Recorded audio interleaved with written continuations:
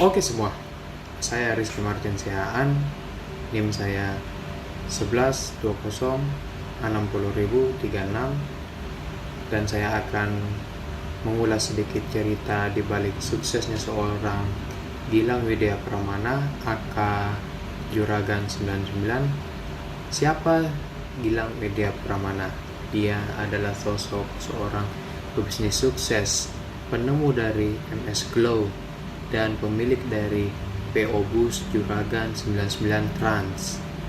Gilang Widya Pramana sudah memiliki suami yang memiliki istri dari Sandi Purmanasari. Dia adalah seorang yang bekerja keras, pembisnis yang sangat sukses. Awalnya, seorang Gilang Widya Pramana adalah seorang yang berasal dari ekonomi yang sangat menengah ke bawah. Dibilang cukup tidak, ya dibilang kurang juga tidak. Pada dasarnya Gilang Widya Pramana adalah anak dari seorang yang biasa-biasa saja. Tetapi dia memiliki tekad yang kuat sebagai bisnismen. Dia selalu mengerjakan apa yang bisa dia kerjakan. Contohnya, sebelum dibalik kesuksesan dia, seorang Gilang Widya Pramana hanya menjadi seorang tukang cuci steam di Malang lebih tepatnya, sehingga dia bisa sukses seperti sekarang karena ialah ketekunannya dan keuletannya. Kisah perjalanan hidup pasangan Gilang Widya Pramana dan Sandi Purmanasari ceritakan dalam vlog Raffi Ahmad Entertain. Dari perjalanan kisah cinta Gilang dan Sandi yang bertemu tidak sengaja, karena Gilang bekerja sebagai freelance atau seorang yang bebas dan tour leader dan memiliki usaha cuci motor. Jadi awalnya seorang Gilang Widya Pramana ini dari gembel lah, bisa kita bilang. Dia dari gembel merintis karir bersama sang istri sampai dia sukses seperti sekarang. Gilang Widya Pramana kuliah sambil bekerja. Kuliah sambil bekerja ini bisa kita lakukan seperti halnya pada teman-teman yang lain, mungkin misalnya begitu juga dengan saya sendiri. Jika kita ingin menjadi seorang yang sukses, apapun pekerjaan kita, apapun kondisi kita, dan apapun situasi kita, maka cintailah pekerjaan itu. Karena seiring berjalannya waktu, kita harus akan terbiasa akan kerja yang kita kuasai sekarang ini, akan kerja apa yang kita hadapi sekarang ini. Memang uang itu tidak akan datang seperti air kepada kita. Emang kalau mencari rezeki yang halal itu susah, bro. Jadi kalau ingin yang gampang, ya pelihara tuyul aja. Tapi tidak seperti itu konsepnya.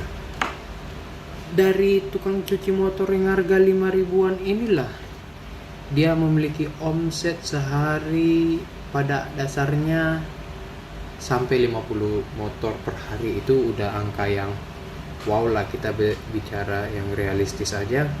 50 motor itu mungkin sehari kali 5.000, at least mungkin dapat di range harga 800.000. Itu per hari sudah angka yang lumayan wow untuk seorang freelance, untuk seorang yang kuliah sambil bekerja. Omset 800.000 itu mungkin dengan ini dia bisa mengupgrade usaha dia gitu loh. Dari awalnya cuma bermodalkan satu mesin, lama-lama bertambah satu anggota, dan kemudian begitu banyak anggota lagi, mungkin begitu banyak orang yang bisa kita beri lapangan pekerjaan. Seperti itu konsepnya. Dari seiring berjalannya waktu, gaya hidup seseorang itu tidak akan membohongi apa dari hasilnya. Mungkin kita melihat, wow, ini orang kaya, uangnya banyak. Coba kita kita lihat lagi dari awal. Orang ini sebenarnya dari apa? Orang ini kayaknya seperti apa? Orang ini dulunya gimana? Mana kita tahu? Kita hanya menilai dari orang ketika dia sudah kaya. Wow, enak ya jadi orang kaya. Dia itu dari gembel. Dia itu dari orang yang tidak punya. Jadi kalau misalkan kita sendiri ingin menjadi seorang yang sukses, jadikanlah itu mentor kita. Kita lihat bagaimana proses dia dari awal sampai dia seperti sekarang ini, begitu loh. Jadi suara motor lewat. Jadi untuk kita ingin berusaha, ingin berbisnis yang lebih maju lagi, kita tidak harus terpaku pada satu bisnis, dan kita harus membuka bisnis yang lain untuk kita membuka peluang yang lebih besar, kita mencari pengalaman baru. Ya, so far kita punya mental yang kuat untuk menjalankan bisnis akan yang kita buka. Gimana ya kalau kita tiba-tiba udah nyaman nih pada suatu bisnis kita nih, tapi kita punya pola pemikiran itu, kenapa nggak kita aplikasikan? Kenapa kita nggak mencoba lagi? Nah, itu adalah suatu tantangan bagi seorang businessman untuk mengambil resiko. Untuk resiko gagal itu pasti ada, tapi kenapa kita nggak harus mencoba gitu loh? Jadi berawal dari menjual produk orang, kita bisa membuka produk sendiri, bahkan kita memiliki pabrik, dan pasti kita dapat membuka luas lapangan pekerjaan buat orang yang membutuhkan. Ya, mungkin dari bisnis yang kita akan jalankan nanti pun akan melakukan kesusahan seperti Mas Gilang ya.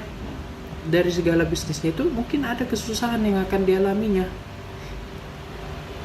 Seorang pengusaha yang mengalami dari bawah pasti akan memiliki kesusahan. Ya, walau begitu banyak jenis kesusahan yang akan dialami, mungkin contohnya ditipu mungkin, atau usaha yang tidak maju mungkin, atau begitu banyak hal yang akan dapat menghancurkannya. Tapi bagaimana kita menghadapinya? Kita menghadapinya dengan cara profesional, kita menghadapinya dengan cara yang tepat, maka kita akan bisa maju ke depannya untuk menjalankan bisnis yang lebih besar lagi. Jadi pada dasarnya, jika kita ingin sukses, kita kembali ke diri kita sendiri. Kita harus mengaplikasikannya. Jangan hanya cuma bermimpi boleh, tapi jangan berhayal. Kalau kita bermimpi pasti bisa menjadi kenyataan, tapi kalau kita berhayal, sampai kapanpun hayalan kita itu hanya akan menjadi hayalan. Tidak seperti mimpi akan selalu terwujud. Itu konsepnya. Jadi jika kita ingin menjadi seorang yang sukses itu, harus, selain kita harus punya uang, kita harus punya tekad bisnis kita harus ada, terus konsep kita harus punya, dan keberanian kita juga harus besar. Kita harus punya mental yang besar untuk menjadi sukses. Kita belajar dari berbagai mungkin banyak di luar sana orang yang dari susah itu untuk jadi sukses itu banyak loh. Bukan hanya dari Bang Gilang ini aja kita mengambil konsep.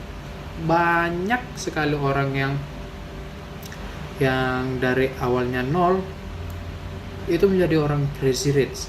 Kita nggak harus bicara tentang entrepreneur. Kita juga bisa mengambil contoh dari Bang Ahmad Saroni. Dia juga dari seorang yang susah. Dia berasal dari keluarga yang ekonominya kurang, tapi dia bisa menjadi karena apa? Keuletan dia dan kerja kerasnya, dia bisa sampai sekarang ini. Mungkin itu aja yang bisa saya sampaikan. Kurang lebihnya saya mohon maaf. Dan kalaupun kita berjumpa di lain waktu, mohonlah sempatkan untuk Anda bermimpi.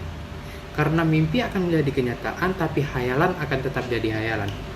Saya Rizky Martin Siaan, dengan ini saya menyatakan selamat beraktivitas dan sampai jumpa.